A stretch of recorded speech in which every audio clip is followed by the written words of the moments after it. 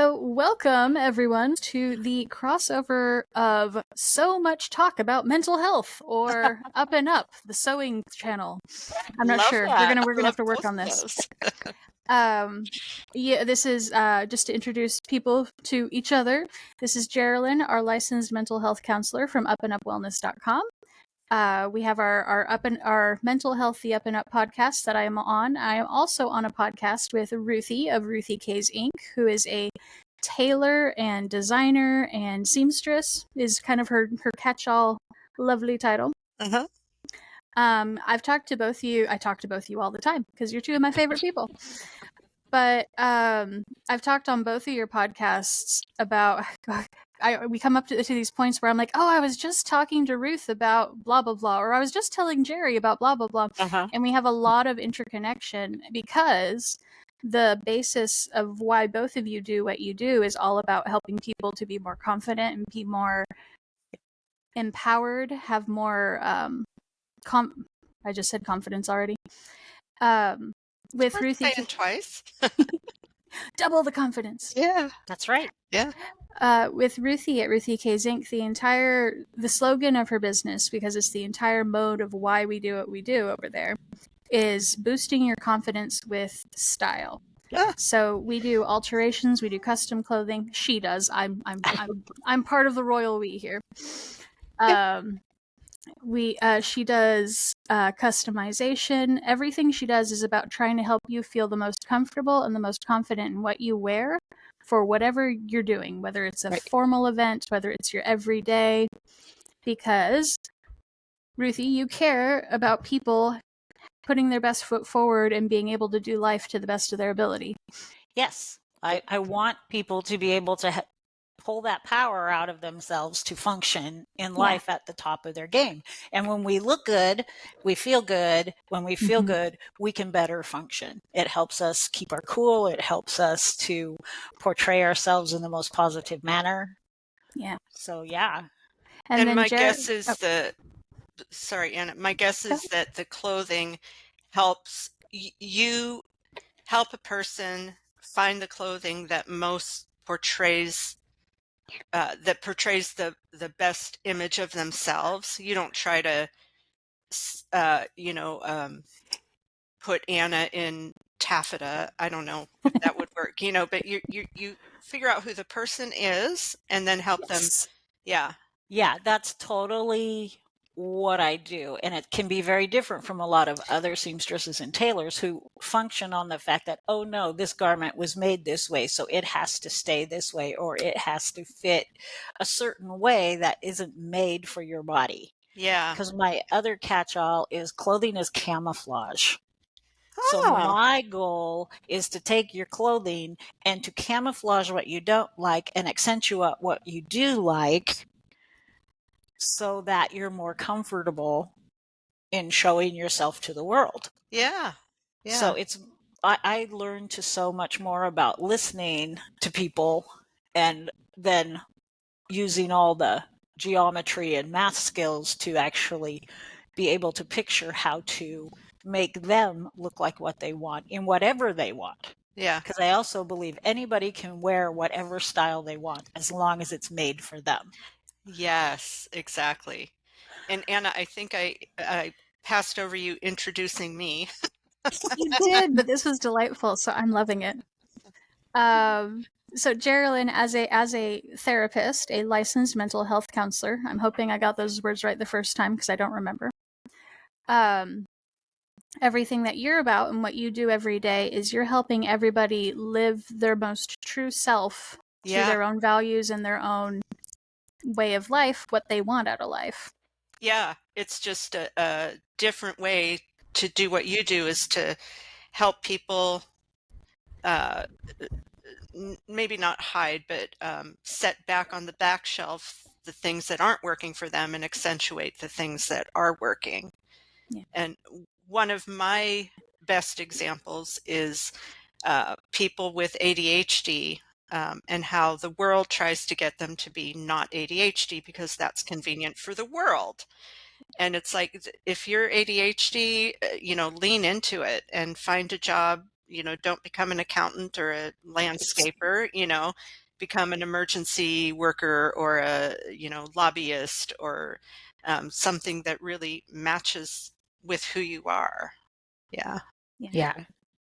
I heard, I want to hear what you think of this, Ruth, because I heard this quote a long time ago and I never quote things correctly, but it said, in the United States, if a woman goes to a store and tries on a pair of jeans and they don't fit, she says, there's something wrong with my body. And in Europe, a woman goes into the store, tries on a pair of jeans that don't fit. She says, there's something wrong with these jeans. I don't know if that's true about Europe or not, but it is true about the confidence of people. Yeah, yeah. Absolutely. And people who have had tailoring or had things made for them that actually fit Mhm. are more likely to look at those jeans and go, oh no, that's the jeans' fault. Yes, yeah, Because they know that they have had clothes that fit. yeah. Unfortunately, in the United States over the last 50, probably even 60 years now, we've gotten used to walking into a store and you're stuck with whatever it is. Huh, was it different earlier? Yes.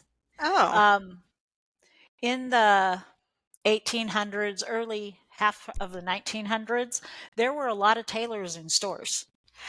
oh, right. Okay. And Yeah, people still went to tailors. yeah. It wasn't until, and I don't remember the exact years, but it wasn't until the mid 1800s into the 1900s when we started having pre-made clothes. Mm-hmm. It was a huge thing.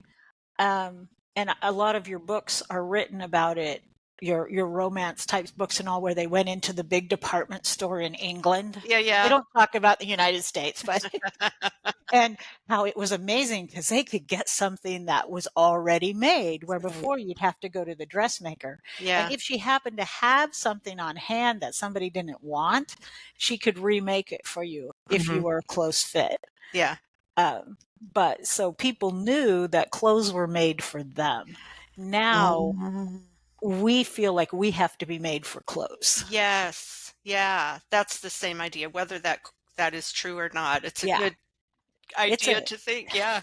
it is. Like, It's a good thing to contemplate on. yeah. And working in the big and tall men's industry for 8 years, I was a tailor for 8 years for a big and tall men's store. And men, I had not realized have the same issues we have Huh. with clothes. And if these men, especially, used to be an athlete, now they're retired, and now they put on weight Uh-huh. and they think the same thing. We think they're told the same thing. Women are told, oh, you just need to wear something bigger. No, no, no, no, no. You need to wear something that fits. Yes. Yes. I had a friend who had been gaining weight for a while and moved up a size in shirts, and she said, I do not gain weight in my shoulders, because the larger sizes Yes. just get larger in the shoulders. And she's there like, Yeah. that's not where my issue is. Yeah. You I have to gain a absolutely have that lot of problem. weight. Sorry, Anna. To Gain a gain lot weight. of weight to add to your shoulders. Yeah. And most of it isn't even your shoulders. We're adding into our arm Yeah. and in through here. We're making it wider. Interesting. Yeah. Yeah. What were you going to say, Anna? I was just saying, that's exactly the problem I have. We've talked about it before because my proportions on the top half of my body are petite, so I'm short from shoulder to the bottom of my armpit, Uh-huh. or from shoulder to collarbone, and short from my rib cage to my waist. But but I'm plus sized, and when I go to the plus size stuff, I'm swimming in it way up here, but then it's always binding at the bottom still. Yep. Oh, It's, interesting. it's never fun.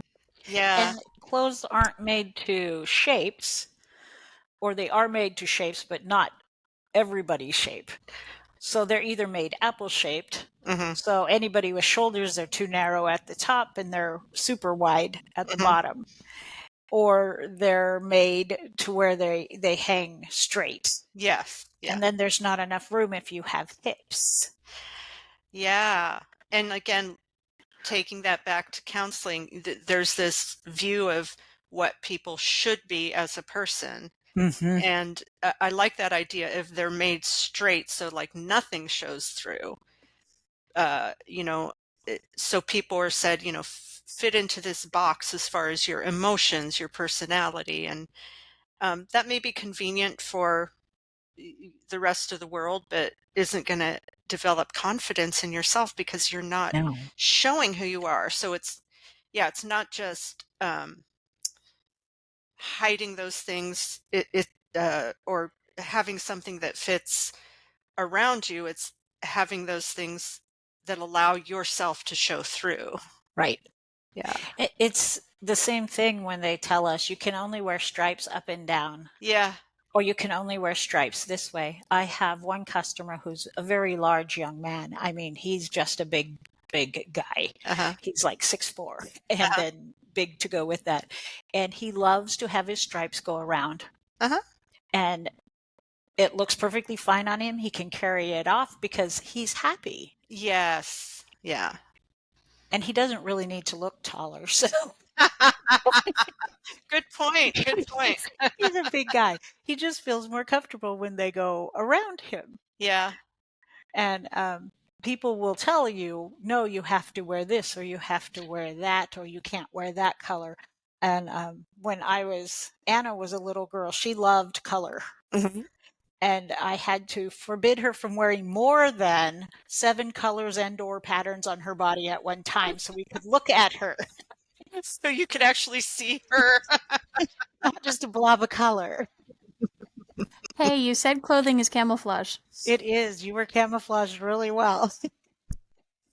But now, obviously, she has learned to wear what she likes, and it accentuates who she is color-wise and every pattern-wise.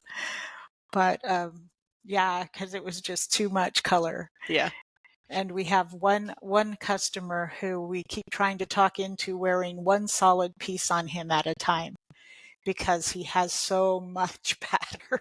Uh-huh. It's like we really just can't look at you because the eye has no place to rest. Yeah. And I like that balance of honoring what they want, but also having that background knowledge of saying, and this is going to help you present yourself more authentically.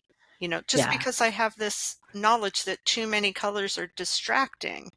Yeah. You know. I mean, people literally can't focus on you. Mm-hmm. But you brought up a really good point when you were just talking about, let's see if I can remember how you said it. Before I jumped back in there, about putting our emotions in a box and how sometimes we do camouflage Yeah. ourselves. Uh-huh. I did that for many, many years. I Yeah. had a sister who was very, very loud. Ah. Very, very loud, and I was the quiet one. And I never wanted to be like her because I saw all the embarrassment and felt the embarrassment of how loud she was. Uh-huh. And yet at that, I hid who I was, and I was very shy and very quiet, and I was only myself around some close friends. Oh, uh-huh. So by the time I get to high school, which my high school class was only 159 at graduation. Mm-hmm. I'd grown up with most of them since kindergarten, yet I didn't talk to them. I was like too shy. Mm-hmm. And I had been in the girls' bathroom my junior year, and I heard these 2 girls say, oh, that Ruth. So it was by name. Uh-huh. You knew it was you. Yeah, she thinks she's such a princess and a beauty queen. And I was devastated. Yeah. But they saw me with my friends as myself, and then they saw what portrayed to them as me being snobby. Yeah. Which was totally not me. Yeah. Yeah.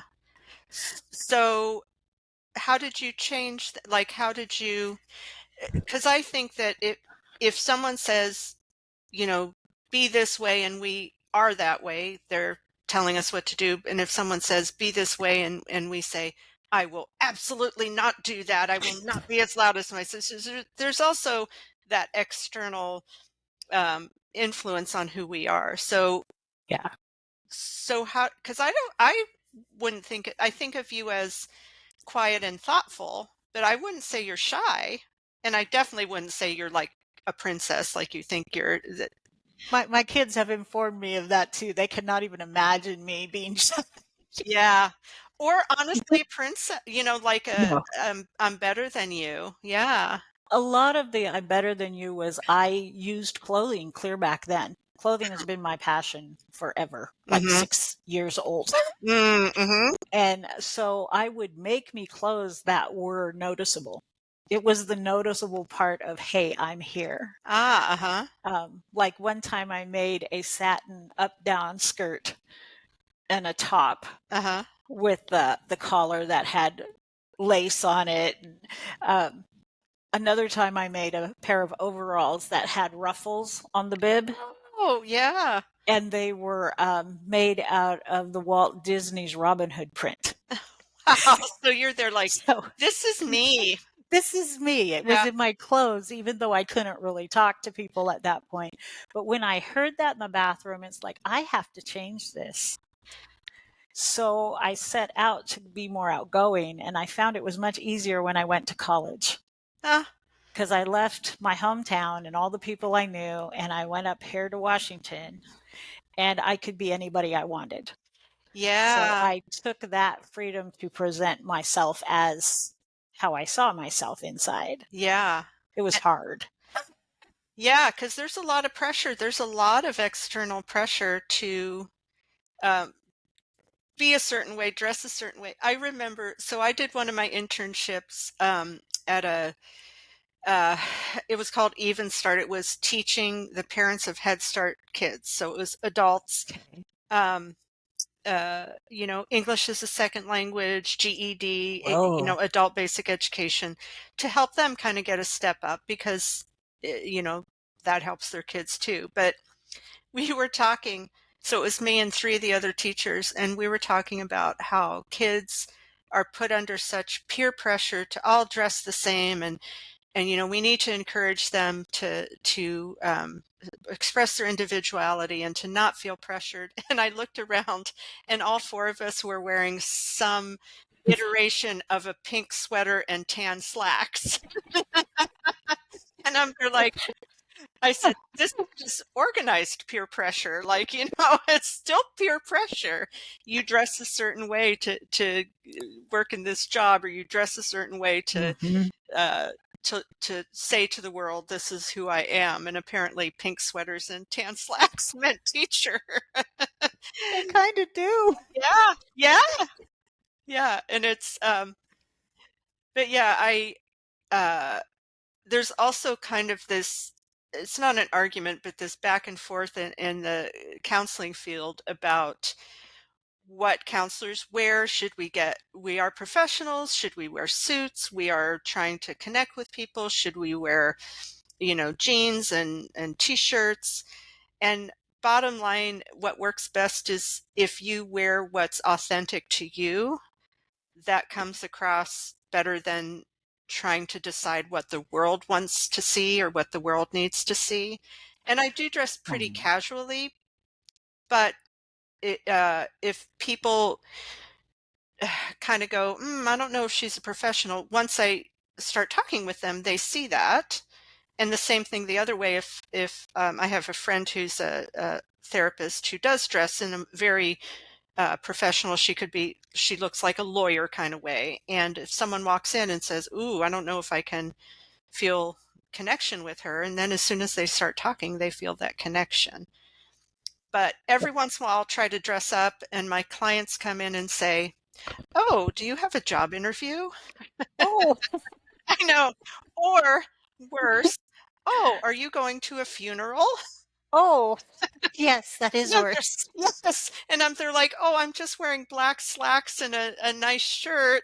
Apparently, they're used to me wearing, sweaters and slacks, but but it doesn't come across as me. It doesn't come across as authentically me.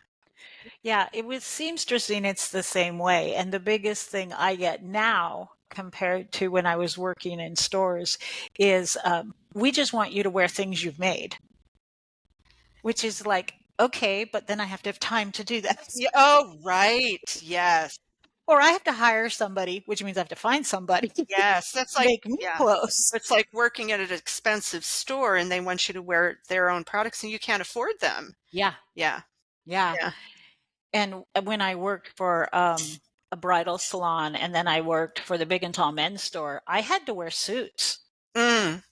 And they even wanted me to sew in them. And I was like, absolutely not. This Yeah. jacket comes off. Yeah. And one of my bosses insisted I had to wear the long sleeve shirts with the cuffs that would show at the bottom of my suit jacket. And I had to have button up shirts. And I'm pretty busty. I don't do button up shirts as a rule unless I make them, which isn't going to happen too often because I'm too busy because they gap. Yeah. And it's just like, no. And then at that point in life, I was too hot. Uh, I know that point of life.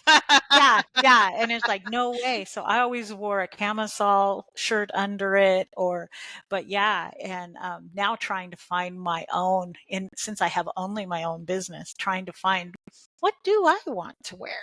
Uh-huh. What do you want to wear? First I was wearing a lot of leggings and big t-shirts. Uh-huh. I love my little sweater dresses. Uh-huh. But I have a pretty eclectic group of clothes. Uh-huh. And I have sweater dresses and slacks and soft pants, things that are easy to move in. Yeah. But I'm still working on do I have one style to wear to work that's easy to move in and looks nice.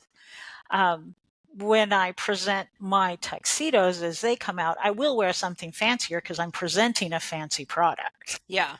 Yeah. But otherwise, I just want something comfortable that I can move in, get up and down, not Yeah. flash anybody. Because that's bad. Yes, generally so. Yeah. But yeah, it's that I think it's an architecture thing, form is function is Function. beauty. Yeah. So you have Yeah. to have something that that works for you, that Yeah. functions. You have to move. You have to have something you can move in, but also something that covers because you're bending and Yeah. uh And getting up and down off the floor. And as we get older, that's not always easy. I see yeah. those reels where they just slide up gracefully. And I'm like, yeah, I don't think that's me. I'm not sure that was me when I was younger either. I was taking I can't remember, some sort of exercise class, and we did this. It was, let's see, seasoned women. And we did this one move and everybody stood up and everybody's knees cracked. It was like this big. Exactly. And I found many ways to get up that may look a little awkward, but it keeps my back straight from my PT guys.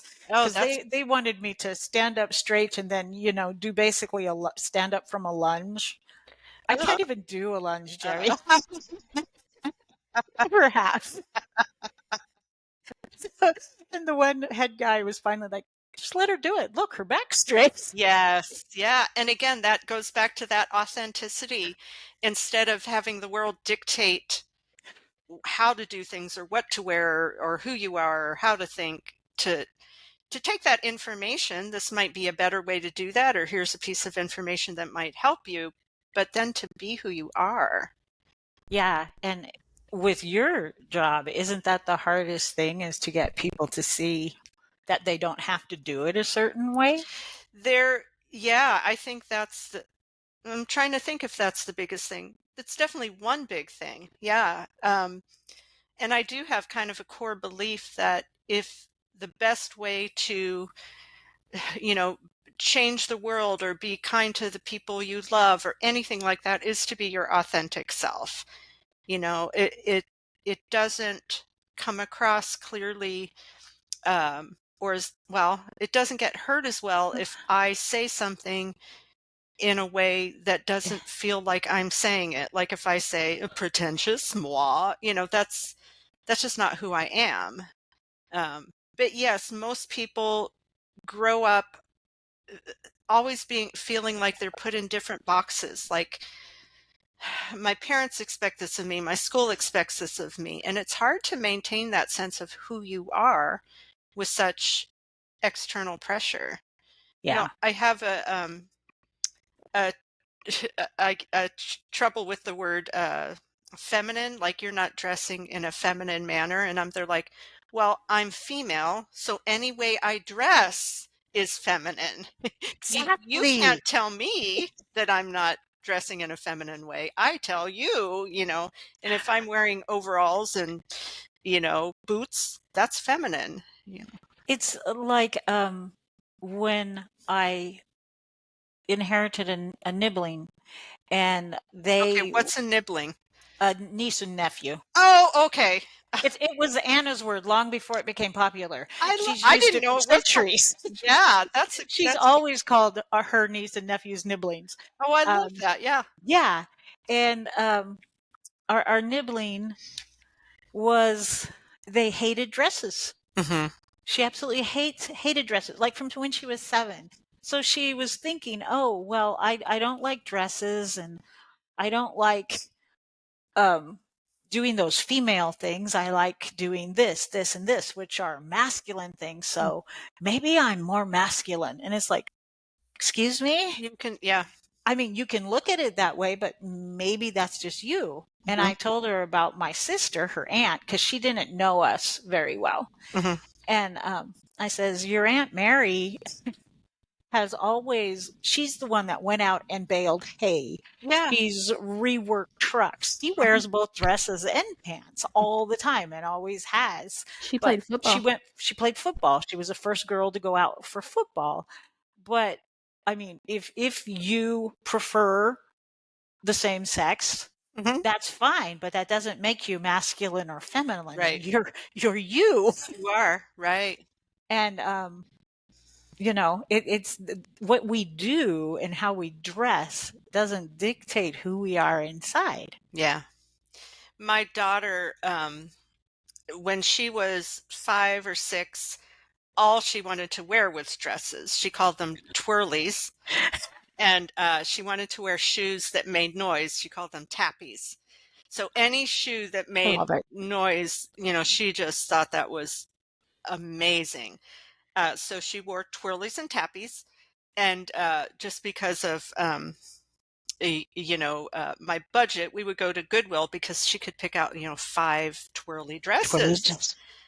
And I got comments. I remember once waiting with her at the bus stop, and another woman said, "You dress your daughter so well and so distinctly." And I'm there like, I don't dress, Yes. I would rather she wear pants are easier, but that's how she is dressed. And also at an after school care, I didn't realize this, but one of the workers there said to me, I she went outside and she got her dress dirty. I mean, I'm sorry about that. And I'm there like, no. If I send her to after school care in a dress, it's not your job to keep her clean. That's my either good or bad decision. It's like she should be able to play, Yeah. Anna would wear her cute little skipper clothes and her fancy dresses because we had a plethora of them given to us all the time, as she was the only girl. Wore them out in the Garbage field for the sheep. bags. And so we just let her wear whatever she wanted, but she's surrounded by boys on 16 acres. Oh, And wow. Mm-hmm. they were always playing war and stuff. So she'd just put on her fancy little dress, we'd do her hair, and she'd go out and wipe the street with all those boys. Yeah. And again, you can, yeah, there's nothing that says you can't play war or play in the mud in a dress, No, I mean, women did it for years. They were out Exactly. farming in long dresses. That's why they were so excited when they could wear pants. Yeah. Yeah. Because they'd struggled with that for years, but Yeah. it's totally doable. I weirdly, I always thought, so I play tennis. I always thought tennis dresses, tennis skirts were stupid, because I wore shorts. And then I realized they're actually more comfortable to play tennis in because you do a lot of side to side movement. And They skirts have are more actually, flow. yeah, much more functional playing tennis. So, which I didn't realize. I thought it was just, I don't know, you're supposed to wear a tennis dress and look pretty good Yeah. to do a sport, which, Well, coming out with my line of women's tuxedos came about, one, because when my oldest son got married, his grandmother-in-law wanted a pantsuit. and she could not find anything she'd wear. And okay, this is grandma, Uh-huh. right? And she's sitting here going, every pantsuit looks like it's for an old lady. I am not wearing those. It's like, okay. Uh-huh. And then when I got our nibblings, and our nibbling would go to Goodwill and buy suits. And I'm like, well, now that I'm here, why don't you, and they're an artist, why don't you draw me up a suit jacket and we'll make you a jacket? Because I can alter the ones from Goodwill, but making a woman a jacket to fit her is much easier than fitting a man's jacket to the structure of a female skeleton. Yeah. And so we made her first jacket, and that's where the idea of a tuxedo started to come into my mind. So this has been going on for like 20 years. Yeah. And then the more I talk to women, and you must deal with this in your counseling, is helping people in general, but I know women in particular because that's what I deal with mostly in clothes. Our clothes help us portray that. If I'm a liar and I feel good and I feel like I look the part, whatever I think that is, I carry that with me into court. I carry that with me wherever I go. Yeah. But up here in Washington, we have a lot of galas for everything. There are huge fundraisers up here where people dress up fancy all the time.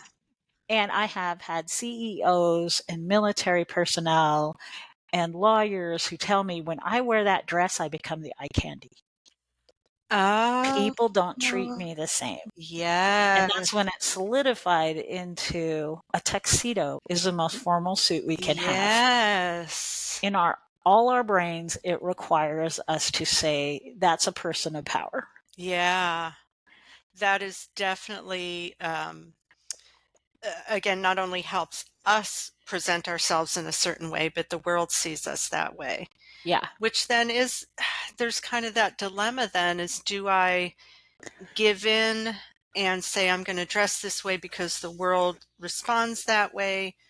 Or do I kind of break the mold and dress the way I want and try to change people's perception? And I think there's probably a time for each of those.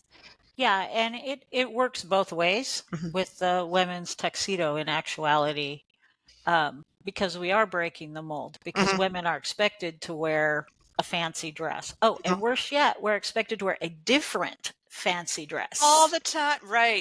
We can't wear the same one. I feel bad for female newscasters. Everything's online, but because they had to wear something different every day, and a man could just wear the same suit, maybe change the tie. Yeah. He could have even 5 of the same suit and nobody'd know and nobody'd say a word. Right. If we wear 5 of the same dress that all look alike. Yeah. Yeah. And so it is breaking that mold also. But yeah, and but there are other women. I'm one that I don't know. I guess my parents did well raising me to where I just knew who I was. And when I was able to show myself, I don't have a problem, whatever I'm wearing, if I need to pull out that, excuse me, authority person here. Yeah. Yeah. But I've met so many women that don't have that. Yeah. They're still stuck in that box of what the world expects us to act like in this situation or that situation. And it probably depends some on the industry that they're in, or military is a big one. They either have to wear their military dress uniform or a ball gown. Yeah, which is, they're so diametrically so different. Yeah. And a lot of women would really rather have something a little more chic than their military uniform. Yeah. Yeah. And so like an admiral in a ball gown.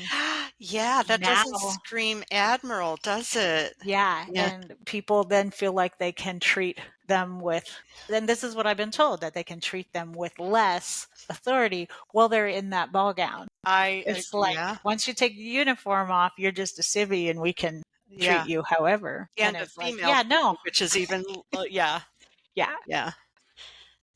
No, that's interesting how much what we wear, it can affect not only how we feel, and how we feel does affect how we present ourselves. Yes. Yeah. There's a an O. Henry story where, like in the 1920s probably, where this teenager thought she wasn't pretty, and basically throughout the story she did things to her clothes. I remember one was like she put newspapers under her skirt to feel like crinoline, and it just changed the way she presented herself. And then she had all this attention, which is what she was craving, that because she carried herself as if she was beautiful. Yeah. And that's what I like to help people do, men and women. Yeah. And children especially, because if we can do it young, they can Yeah. grow up. Yeah, that's interesting. Yeah, I think, like you were talking about Anna wanting to wear 17 different colors, there's definitely that age where it's I'll wear what I want to wear. And it's, I just, well, it was like that when my daughter wanted to wear dresses. If she wanted to wear stripes and polka dots, I would have been fine with that too. It just happened to be that she wanted to wear what was seen as socially not even really appropriate, because she outdressed everybody. But that's more acceptable, especially Yeah. to other people. Yeah. And that's why many moms I knew, which I always thought, wow, that'd be so hard to try and force my daughter into matching socks and a shirt. Yes. Everything had to match. So lucky for her, I wasn't like that. Yeah. I saw a picture once. I can't remember what celebrity it was, but I went, oh, that's so sweet.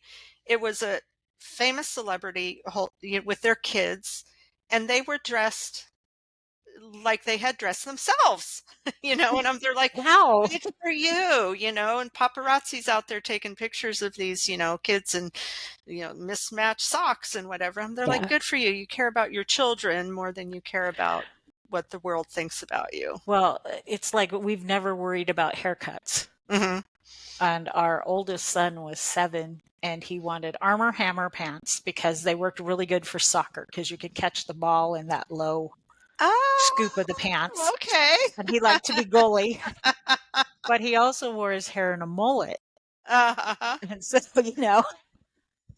and the back of it was long enough to be down to his waist if you uncurled his ringlets. Wow. And my father-in-law, the colonel, had a total fit. And it's like, he'll be fine. Yeah. He's now 40, and there's no way he would ever wear his hair like that again.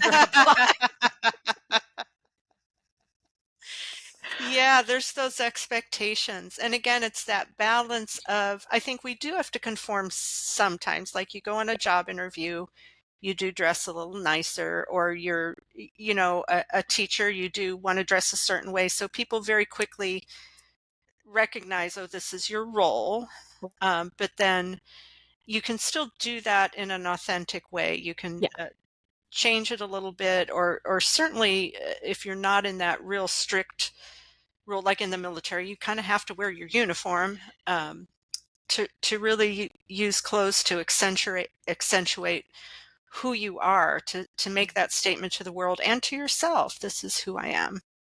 Yes, Jerry, Anna. this reminds me of that story you told me about the lawyer. She was working to be a lawyer, and she had to dress a certain way that she despised. Yes. Because it personified everything she was against and why she was becoming a lawyer in the first place. Yeah. And how she found her workaround that helped her remain true to herself, but still conform where she had to in order to pass the bar. Flannel boxer shorts underneath her lawyer suit. I love it. Yes. And again, nobody could see that, but it helped remind her, this is who I am. The world needs to see me this certain way in this certain environment, but I don't want to become that person. Right. I want to stay true to my grassroots environmentalist, self. So I thought that was a brilliant it's solution. an excellent way. And that's a lot of times why women really like lingerie. Oh, yeah. Because it makes them feel good. Nobody knows but them if they're forced into wearing an outfit that doesn't show that side of them, and they feel a lot more feminine. Yeah. I had another client who felt like she was being shoved into a box at work. Like you were saying, being forced to wear something that didn't even fit with what you were doing. Yeah. And she would wear crazy socks under I her, love it. and again, just to remind herself, I have to do this in this specific part of my life, but I'm not gonna become who they want me to become. I'm still me Yeah. underneath this. Yeah. And that's what some of the guys in the Big and Tall store, because we see a lot more women in the last 15 years will show their tattoos. Oh, uh-huh. But guys have wore them for a lot more years. But like in the Big and Tall store, they couldn't show their tattoos. Oh. So if they had tattoos that came up into the neck, they had to wear their collar up Uh-huh. and stuff. And they're like, yeah, but I know it's underneath there. Yes. I know that rebellious part of me is there. Yeah. And there's two reasons, well, there might be more for tattoos. And just one is to present to the world some message, but the other one is very personal, because I know people who have tattoos that only the most intimate partners can see, but it means something to them. Yeah. So yeah, that's those two different messages, and it's a balance. It's just such a tricky balance. It is, because it's like white males come into the big men's store and they want a shade of blue, black, or gray. Uh-huh. And they want it in their shirt. They want it just about everything they wear. So as a consultant at the store, it was our job to convince them, how about these delightful Ralph Lauren socks? They're Uh-huh. multicolored. Nobody's really going to see them. Mhm. Or would you consider a lavender shirt? You won't wear pink, but Mhm. Yeah. or just getting them to try something else, because a lot of times when they try that, or a tie, Uh-huh. add a little color to it, they start to feel a lot more of who they are. Mm-hmm. Then we have our persons of color from many of the other countries in the world who all love color. Mm-hmm. Africa, India, the Philippines. And yeah, they come in the store and they're like, where's all your color? Yeah. Why is everything blue, black, and gray? Uh-huh. Right. Yeah. Yeah. So I want to ask you, um, so things shifted as I was growing up. As I was growing up, there were like your skirt length was a particular length. I mean, that was it. And then it definitely shifted where now pretty much any length of skirt, pants, they're just all over the place, and you're not dated if you wear a different length. Right. So did did you, I assume, saw that happen too. What do you think that was about? What do you think shifted there? A lot of the shift came in the 60s with the hippie movement. Uh-huh. And then as we move forward, and things that were taboo became less taboo, like tattoos Uh-huh. in general. Those things broke down these clothing barriers. We also didn't have wars or anything that generated how much fabric we could or couldn't put into a skirt. Oh, gotcha. So there were those kind of things. We also see fashion. We've seen huge fashion changes. I mean, 2 years ago, when you watched the red carpet runway, almost being naked was a common thing. Uh-huh. That was a huge change. Uh-huh. And seeing the change from looking at parents in our churches and our synagogues and our schools for fashion and what's right, Uh-huh. we started looking at celebrities. That was also another huge change, Ah, yes. because celebrities were trying to break out of molds. So I think it was just a lot of mold breaking that all started back in the 60s with the hippie movement. Yeah, that makes sense. But also when you say that, like, everyone, like on the red carpet, tries to look unique, but they end up Yeah. all looking the same. It's like, Yeah. you can't really get unique because these fads do come and go. And we're seeing that in sales all the time. One person comes up with something finally unique and everybody gets on the unique bandwagon. whether it's in clothing or books, or because I've noticed it in books where I've read this book. Oh yeah, that was by a different author, but it's the same book. But here, Ruth, too, I remember pre-internet that also happened. Before it was really so available, it seemed like those books and clothing and styles still had that, what do they call it when it blows up on the internet? Viral. Yeah. Are you going to mention Bellwether, Anna? Yeah. Yes, I am, because I know all three of us know that book. Yeah. I love that book. It's awesome. Yeah, it just seemed to flow less quickly before the Yeah. internet, where we could see everything so fast and so much. It's also, in my opinion, a money thing. That person made money on it. So if I do exactly what they do, I can make money by doing exactly what they do. Uh-huh. Yeah, I used to like the magazines where it showed a celebrity wearing a certain look, and then it showed like how you could recreate the look, but in an affordable way. Yeah. You know? Yeah.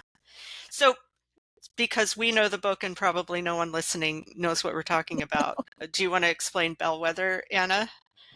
So, this is a favorite book of all three of us. It's Bellwether by Connie Willis, and the entire premise of the book is it is science fiction because the main characters are scientists, and the female protagonist, she's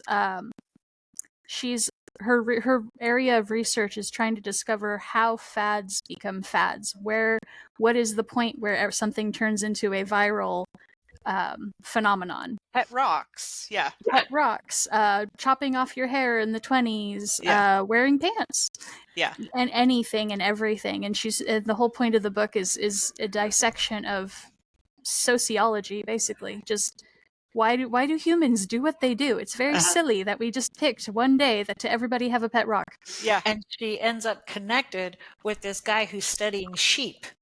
Because And chaos Bellwether theory comes from sheep. Herds of sheep.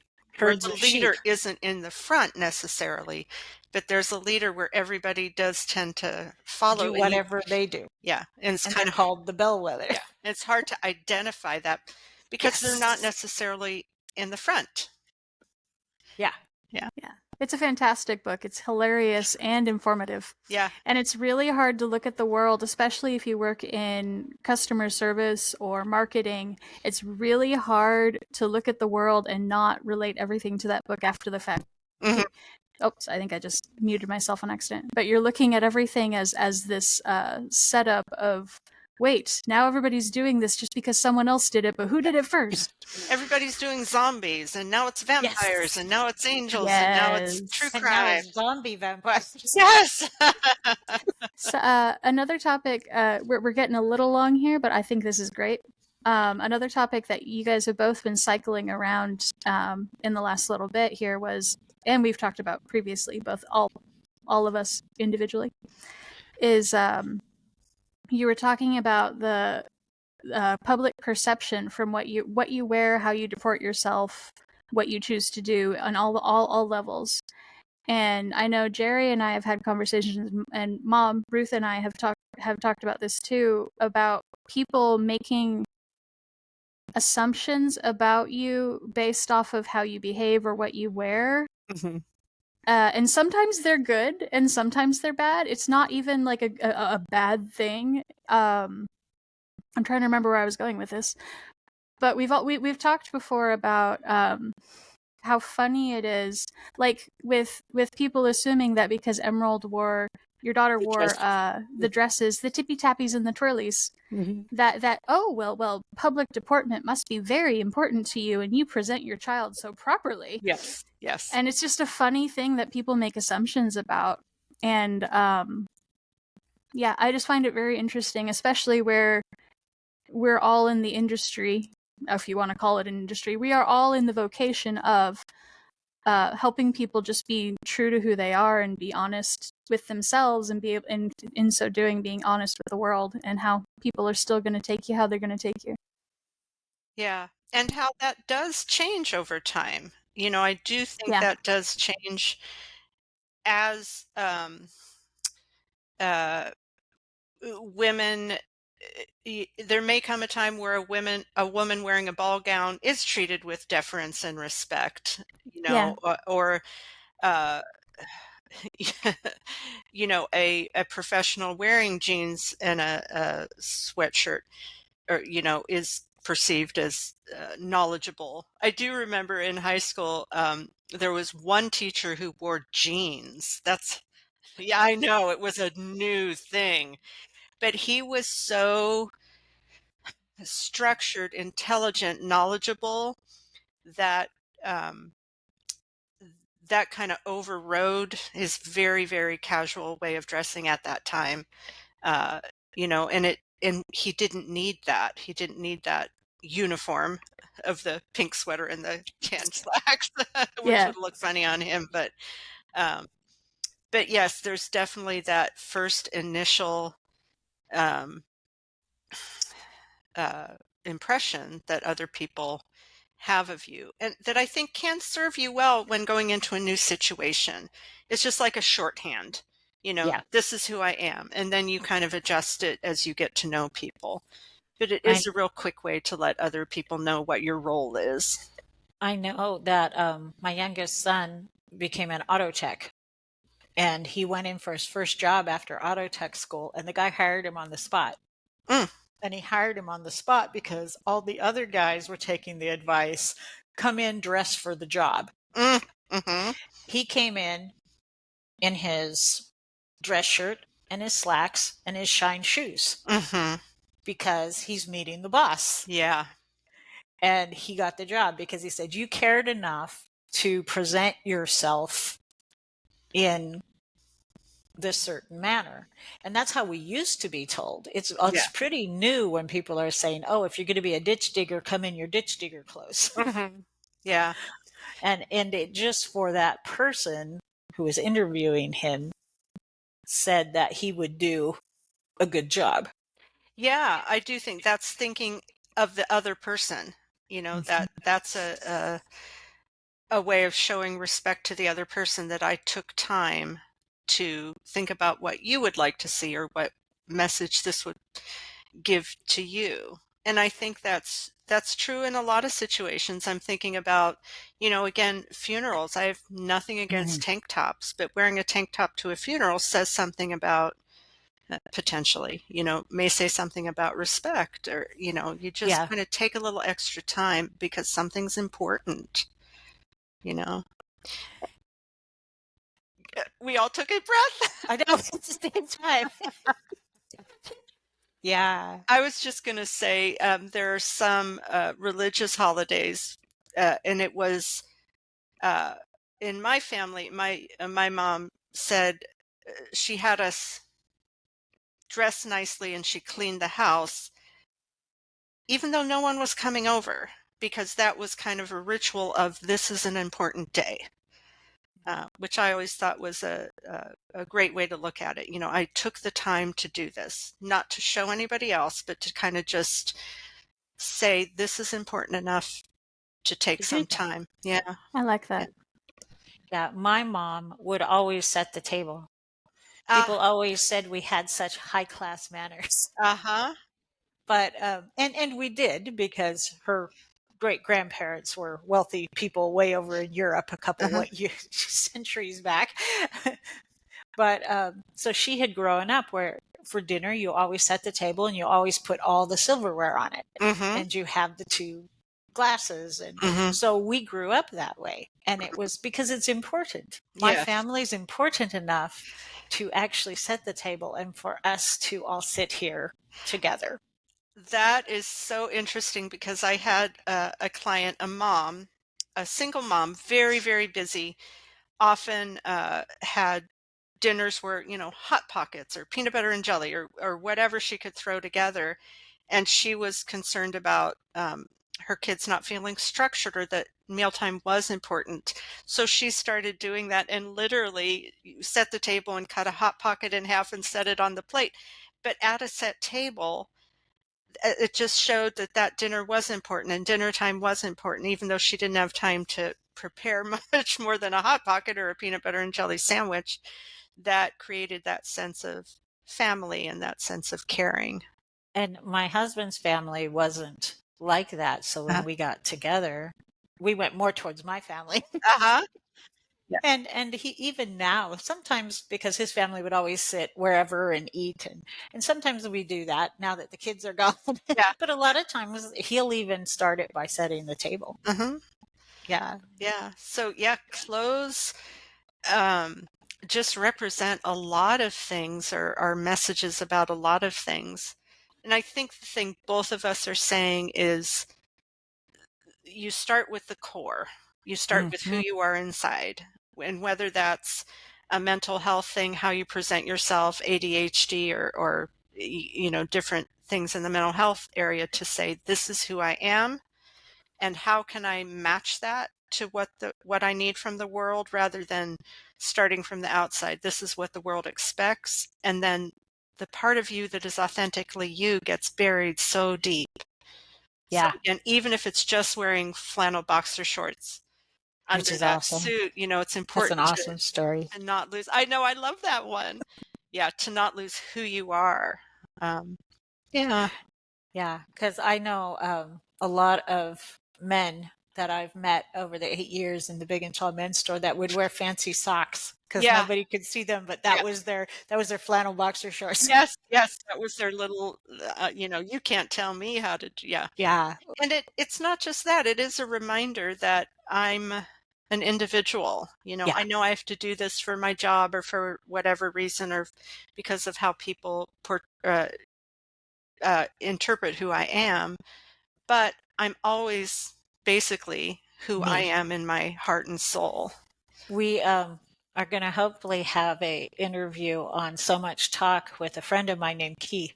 Uh-huh. And Keith is ex-military, special forces, Huh? secret Uh-huh. duck things. Uh-huh. And yet I've seen Keith wear a kilt Ah, and uh-huh. his dress shirt. And this is Keith. But then Keith won an award at our internet meeting. And it came with a cowboy hat and a fur jacket and big bling.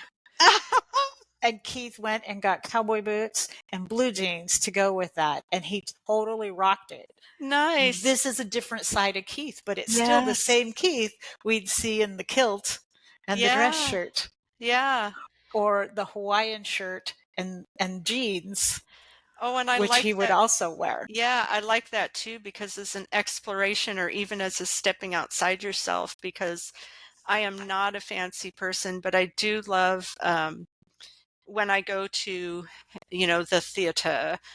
And a lot of times at the theater, even at nice shows, people wear jeans and sweaters, and Mm-hmm. I do dress up, and it's fun and it's nice, and I can't walk far because I'm wearing heels, but it's just like a fun way to just be that person for just that long. I don't want to be that person Yeah. all the time. And it's a piece of you that's really Mhm. you. Mhm. But and part of what I like when we go do something like that is to dress up, is because then I can be that fancy me that I don't get to be very Uh-huh. often. Yeah. Yeah, but then sometimes I want to wear my sweatsuit and my tank top and go barefoot and Yeah. have nobody recognize me. Yeah. Yeah. So, yeah, that's all, because there's not just, well, I guess there is one authentic self, but it has many parts. Mm-hmm. Yeah, I do definitely have that very fancy, look at me. I have these shoes I call my mermaid shoes because they're green Ooh. and sparkly, um, I am a mermaid shoe woman, Yeah. but I'm also like a flip-flop woman, depending Yeah. on how I feel that Having day. hurt my feet and ankles too, now I have my fancy flat shoes. Ah, uh-huh. So I have my sweater dress and my warm leggings and my fancy flat shoes. Which I think is wonderful. And actually, I know we're running long, but I think it's wonderful that people can kind of mix and match. There isn't that structured Yeah. way that you must dress. And I'm wondering if ties are going to go the same way as pantyhose. Like, when you wear a dress, do you wear pantyhose, Ruth? Sometimes, Yeah. sometimes not. Not Would, usually anymore. Not yeah, unless it's absolutely a high formal event. It's but like mainly if I'm 30, cold. Yeah, 30 years ago, You had to. you It would was not. required. Yeah. And why? Yeah. To show And everybody that your legs were the same color as your legs? Yeah. Did when I you? worked at the wedding shop and at the Big and Tall Men's store, and so that was just before COVID, because I worked there till COVID. We had, if we wore a dress, we had to wear pantyhose. Uh-huh. And it's like, this is really archaic. Yeah. What are you doing? Yeah. Yeah. You could always pull a 1940s and just use a Sharpie and draw a line up the And back of draw a your line up legs this so you know seam. it's fine. It's fine. Yeah. Just fake it. Yeah. Yeah. My mom she talked like how she would do that, like they would draw the seams on each other's, but pantyhose don't have seams anymore. So That is true. Yeah. But yeah, it's just this weird, I'm sure it had a purpose at some point, probably warmth at some point, but, I feel, I think it's a good thing that it's now a choice rather than Yeah. a requirement. Yeah. And that we don't have to wear high heels when we Yeah. wear a dress. That's very nice, because I have foot and ankle injuries Yes. that make that not a good thing. They say that clothing fashions tend to follow whatever makes people seem wealthy. So Mhm. high heels means I don't have to work in the field, because Right. you certainly can't work in the field in these high heels. So anything that says I don't have to do, Any That's labor? where some of the changes in men's clothing in particular we saw. Cuffed pants. That was a rebellion against richness. Oh. It came with some of it came with gangs, the zoot suits, the Hispanic gangs down in California, but you also had an equivalent to a zoot suit from the Eastern gangsters in the mafia, and they all had cuffs, and they had the longer jackets, which you didn't have. The suspenders that you saw, those were all male rebellion against, I can still look good even if I'm not rich. Yeah, this is the way for me to do it. Yeah. Yeah. Yeah. Well, Go ahead, this was Anna. this was a fantastic conversation. I'm Yeah. loving it. I'm just sitting here googling over both of you. Yeah. I But always love to talk to Jerry. I love to talk to you. It's been a little while. And Anna probably had a list of points in case we got stuck in conversation, but no, she figured we both talk so much. I wasn't expecting you to be. I did have some prepared just in case, but no, you guys ended up hitting them anyway. So yeah. We're gonna make sure we have the contact or the follow information on the video for both of you. Thank you so much for sitting down and doing this with me, because it made my heart happy. Terrific. It was wonderful. Yeah. And it just makes me so happy to share people who all believe in making the world a better place and helping people be true to themselves. Yeah. Yeah.